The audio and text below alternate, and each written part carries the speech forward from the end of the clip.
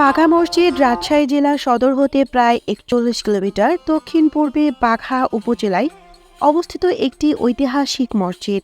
সুলতান নাসিরউদ্দিন নুসরাত শাহ ১৫২৩ খ্রিস্টাব্দে মসজিদটি প্রতিষ্ঠা করেন। মসজিদটি ১৫২৩ থেকে ১৫২৪ সালে হোসেন শাহী বংশের প্রতিষ্ঠাতা আলাউদ্দিন শাহের পুত্র সুলতান নুসরাত শাহ নির্মাণ করেন।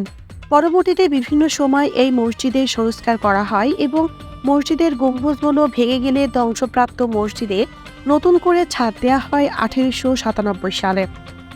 মসজিদটি ২৫৬ বিঘা জমির ওপর অবস্থিত। সমভূমি থেকে ৮ থেকে ১০ ফুট উঁচু করে মসজিদটির আঙিনা তৈরি করা হয়েছে। উত্তর পাশের ফটকের ওপরের স্তম্ভ ও কারুকাজ ধ্বংসপ্রাপ্ত হয়েছে। মসজিদটিতে ১০টি গম্বুজ আছে আর ভেতরে রয়েছে ৬টি স্তম্ভ। মসজিদটির গাঁথনি চুন এবং সুরকি দিয়ে মসজিদের ভেতরে এবং বাইরের দেয়ালে সুন্দর মেহরাব ও স্তম্ভ রয়েছে। এছাড়া আছে পোড়ামাটির অসংখ্য কারুকাজ, যার ভেতরে রয়েছে আমগাছ, শাপলা ফুল, লতাপাতা সহ ফার্সি খোদাই শিল্পে ব্যবহৃত হাজার রকম কারুকাজ। বাংলার স্বাধীন সুলতান আলাউদ্দিন হোসেন শাহর পুত্র নাসিরউদ্দিন নুসরাত শাহ জনকল্যাণার্থে মসজিদের সামনেই একটি দিঘি খনন করেন। শাহী মসজিদ সংলগ্ন এই দিঘিটি ৫২ বিঘা জমির ওপর রয়েছে।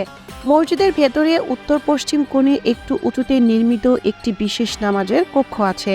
এই মসজিদ সংলগ্ন এলাকায় প্রতি বছর ঈদ উল ফিতরের দিন থেকে ৩ দিন পর্যন্ত বাঘার মেলার আয়োজন করা হয়। এই মেলাটি ৫০০ বছরের ঐতিহ্য।